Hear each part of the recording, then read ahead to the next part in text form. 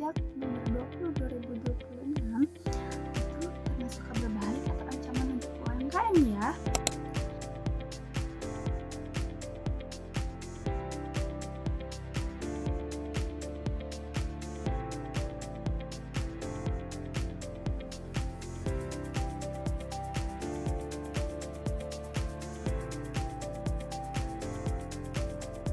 UMKM ya. Pertama, kalau kamu masih punya usaha kecil seperti toko, warung, jasa, atau bahkan sipil dan masih memakai tarif pajak 0,5%, aturan ini baru saja berubah loh. Dan kalau kamu tidak update, bisa-bisanya kamu kena pajak yang lebih besar tanpa sadar loh. Setelah ini, mari kita bahas. Hai semuanya, balik lagi di channel ini.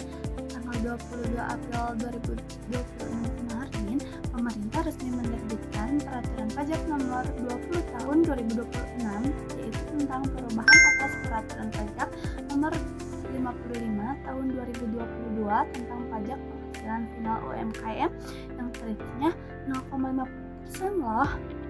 Banyak yang salah paham, aturan ini mengira tarif 0,5% itu dihapus total, padahal tidak. Yang berubah itu, siapa sih yang boleh memakai tarif ini? Dan bagaimana caranya menghitung omsetnya?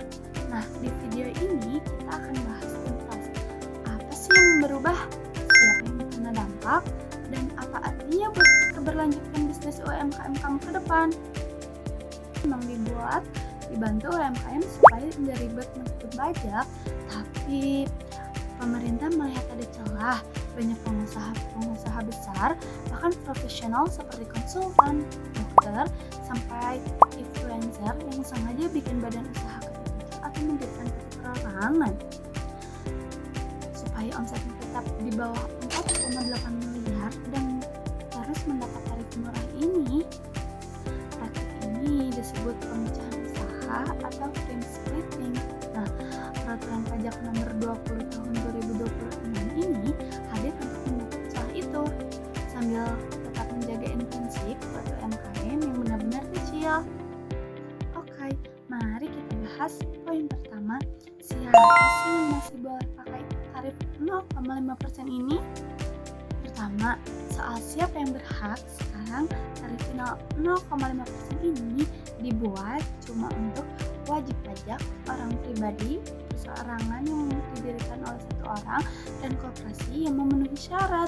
Sementara itu, badan usaha seperti CV, firma, PT biasa, dan BUMDes sudah tidak lagi menjadi peserta baru di dalam skema ini.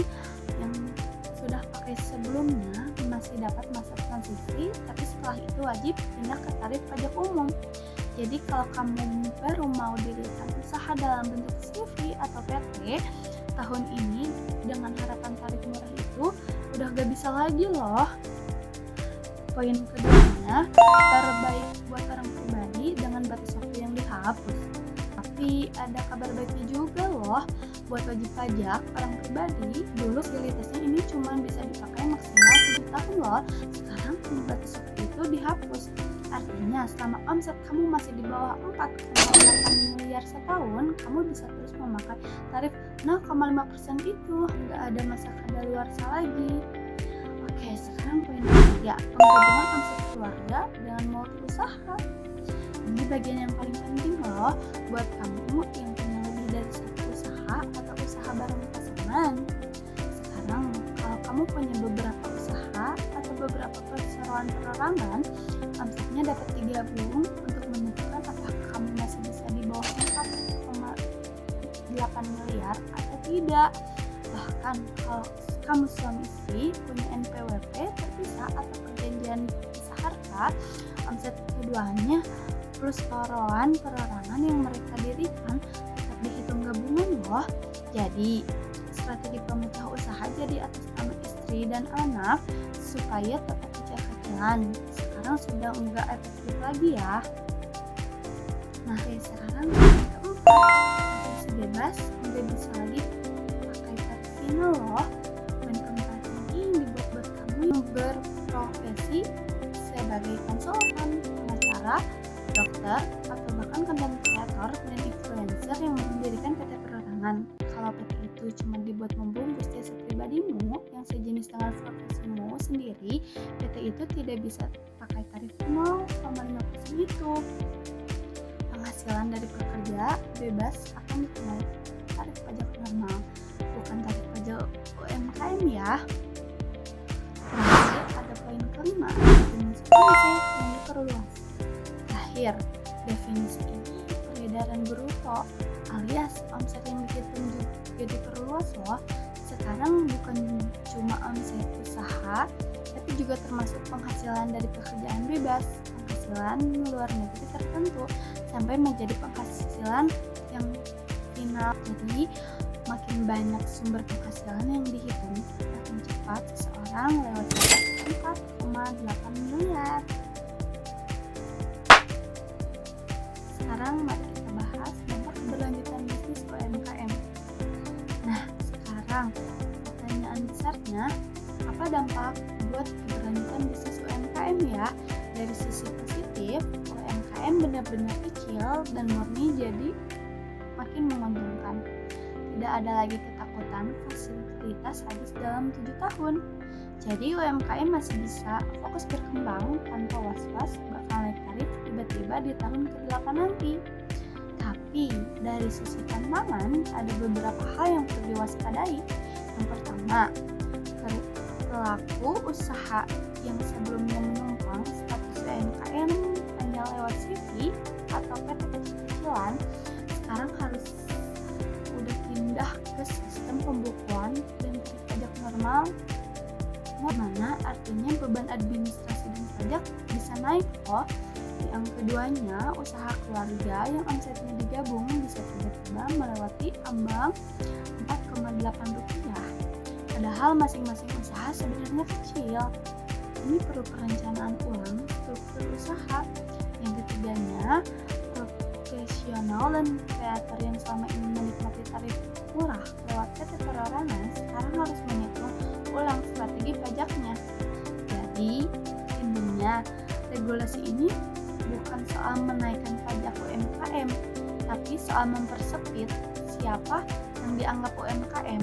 Bukan yang benar-benar UMKM, justru makin nyaman. Bukan yang menyamar jadi UMKM, sekarang ruangnya semakin sempit. Terakhir, ada tips dan praktik. Sebelum kita tutup, ini beberapa hal yang bisa kamu lakukan loh. Sekarang, kamu harus melakukan cek ulang omset gabungan kamu termasuk usaha pasangan dan semua entitas yang kamu miliki. Yang keduanya, hitung ulang proyeksi pajak kalau kamu pemilik CV, firma atau PT yang sebelumnya pakai tarif final, karena jika ada masalah transaksi yang perlu kamu manfaatkan juga dengan baik. Yang ketiganya, konsultasi ke konsultan pajak kalau struktur usaha kamu agak kompleks, apalagi kamu juga punya penghasilan dari profesi bebas. Yang keempat, jangan buru-buru bikin badan usaha baru ya, cuma demi tarif pajak, karena celah itu sudah mulai ditutup. Terakhir, ada pembahasan dari diri saya. Jadi, itu adalah rangkuman perpajakan nomor 20 tahun 2026 dan dampaknya buat UMKM. Aturan pajak itu memang sering berubah, makanya penting buat terus update biar usaha kamu tetap aman dan berkelanjutan. Kalau video ini membantu, jangan lupa like dan share ke teman-teman yang punya usaha ya. Jangan lupa subscribe biar ketinggalan update aturan pajak lainnya. Kamu juga di bawah ya, usaha kamu masuk kategori yang mana setelah aturan baru ini. Sampai jumpa di video berikutnya.